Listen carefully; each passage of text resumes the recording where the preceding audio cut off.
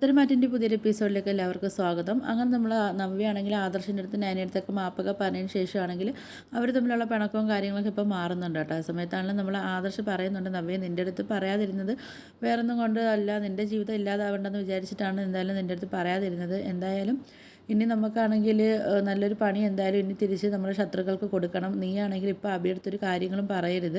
കാര്യം ഇതുവരെയ്ക്കും നമുക്ക് നമ്മുടെ ശത്രുക്കളെ ആണെങ്കിൽ ജയിക്കാൻ വേണ്ടിയുള്ള ഒരു കാര്യങ്ങൾ നമുക്ക് കണ്ടെത്താൻ നമുക്ക് ഇതുവരെയ്ക്കും പറ്റിയിട്ടില്ല.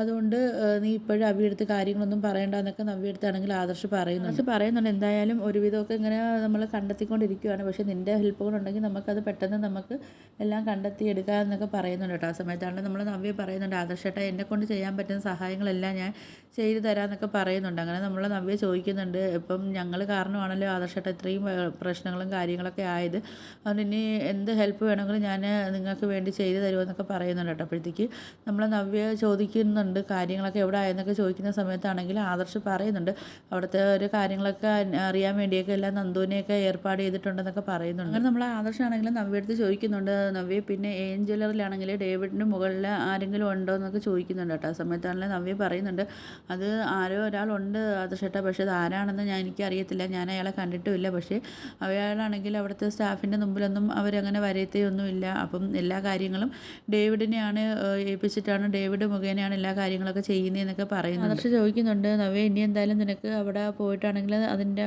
ആളെ കണ്ടെത്താൻ പറ്റുമെന്നൊക്കെ ചോദിക്കുന്നുണ്ട് കേട്ടോ. ആ സമയത്താണെങ്കിൽ നവ്യ പറയുന്നുണ്ട്, ആ ശ്രമിച്ചാലും പറ്റും ആദർശേട്ടാ എന്നൊക്കെ പറയുന്നുണ്ട് കേട്ടോ. ഇത് കേൾക്കുമ്പോൾ നമ്മൾ നയനയ്ക്കാണെങ്കിലും ഒരു സമാധാനമൊക്കെ ആവുന്നുണ്ട്.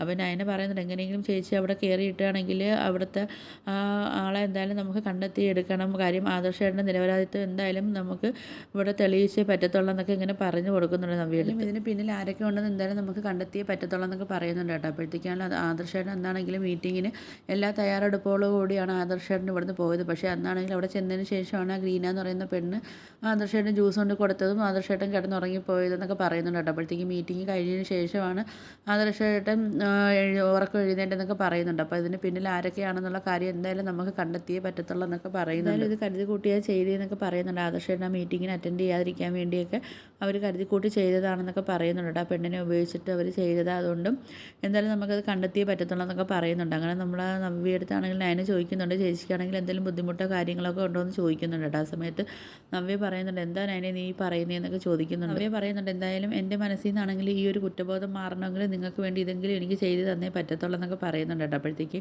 ഒരു തെറ്റും ചെയ്യാത്ത ആദർശേട്ടനെയും നിന്നെയൊക്കെ ഞാൻ എന്തെല്ലാം കാര്യങ്ങൾ പറഞ്ഞിട്ടുണ്ട്, ആദർശേട്ടനെ അത്രയ്ക്ക് രീതിയിൽ ഞാൻ മോശമായ രീതിയിലൊക്കെ ഞാൻ സംസാരിക്കുകയും നിന്നെയും അതുപോലെ ഇങ്ങനെ ഒരു ഭർത്താവിനെ സപ്പോർട്ട് ചെയ്ത് നിൽക്കുന്നൊരു പെണ്ണെന്നൊക്കെ പറഞ്ഞ് എന്തെല്ലാം ഞാൻ കുറ്റപ്പെടുത്തിയിട്ടുണ്ട്. അപ്പം ആ ഒരു ഇത് എൻ്റെ മനസ്സിൽ നിന്ന് മാറണമെങ്കിൽ നിങ്ങൾക്ക് ഇതെങ്കിലും ഞാൻ ചെയ്ത് തന്നേ പറ്റത്തുള്ളൂ എന്നൊക്കെ പറയുന്നുണ്ട് കേട്ടോ. ആ സമയത്താണെങ്കിൽ നമ്മൾ ആദർശ് പറയുന്നുണ്ട്, എന്തായാലും നവ്യ നീ ആണെങ്കിൽ ഈ കാര്യങ്ങളും സത്യങ്ങളെല്ലാം അറിഞ്ഞതാണെങ്കിൽ ജലജ അപ്പച്ചയാണെങ്കിലും അഭിയാണെങ്കിലും ഇപ്പോൾ അറിയണ്ടെന്നൊക്കെ പറഞ്ഞു കൊടുക്കും. എന്തായാലും അവരെ കളികൾ എവിടം വരെ പോകുന്നത് നമുക്ക് നോക്കാമെന്നൊക്കെ പറയുന്നുണ്ട് കേട്ടോ. അപ്പോഴത്തേക്ക് ആദർശ് പറയുന്നുണ്ട്, ഇതിന് പിന്നിലാണെങ്കിലും അഭി ഉണ്ടെന്നുള്ള ഒരു സംശയങ്ങളും കാര്യങ്ങളും എനിക്കുണ്ടെന്നൊക്കെ പറയുന്നുണ്ട് കേട്ടോ. അപ്പോഴത്തേക്ക് നവ്യ പറയുന്നുണ്ട്, അങ്ങനെ ഇതിൻ്റെ പിന്നിൽ അഭി ഉണ്ടെങ്കിൽ ആദർശേട്ട അവനെ അങ്ങനെ വിടാൻ പാടില്ല, അവൻ്റെ ആ ക്രൂരത ഇതോടെ നമ്മൾ നിർത്തി കൊടുക്കണമെന്നൊക്കെ പറയുന്നുണ്ട്. ഇനി അവനെ ഇതുപോലെ വളരാൻ അനുവദിച്ചുകൂടാന്നൊക്കെ പറയുന്നുണ്ട് കേട്ടോ. അവനിക്ക് തക്കതായ ശിക്ഷ തന്നെ അവനിക്ക് വാങ്ങിച്ചു കൊടുക്കണമെന്നൊക്കെ നമ്മൾ നവ്യാണെങ്കിൽ പറയുന്നുണ്ട് കേട്ടോ. അങ്ങനെ നമ്മൾ നവ്യാണെങ്കിൽ ഇതിനെക്കുറിച്ചൊക്കെ അന്വേഷിക്കാൻ വേണ്ടി ഏഞ്ചലറിലൊക്കെ പോകാൻ വേണ്ടി ഇറങ്ങുന്ന സമയത്താണെങ്കിൽ നമ്മൾ അഭി ചോദിക്കുന്നുണ്ട് എവിടെ പോകുന്നതെന്നൊക്കെ ചോദിക്കുന്ന സമയത്താണെങ്കിൽ നവ്യ പറയുന്നുണ്ട്, എനിക്കൊന്ന് അത്യാവശ്യമായിട്ട് പുറത്ത് പോകണം എന്നൊക്കെ പറയുന്നുണ്ട്. അപ്പോൾ നമ്മൾ അഭി ചോദിക്കുന്നുണ്ട്, ഞാൻ കൂടെ വരണമെന്നൊക്കെ ചോദിക്കുന്ന സമയത്താണെങ്കിൽ നവ്യ പറയുന്നുണ്ട്,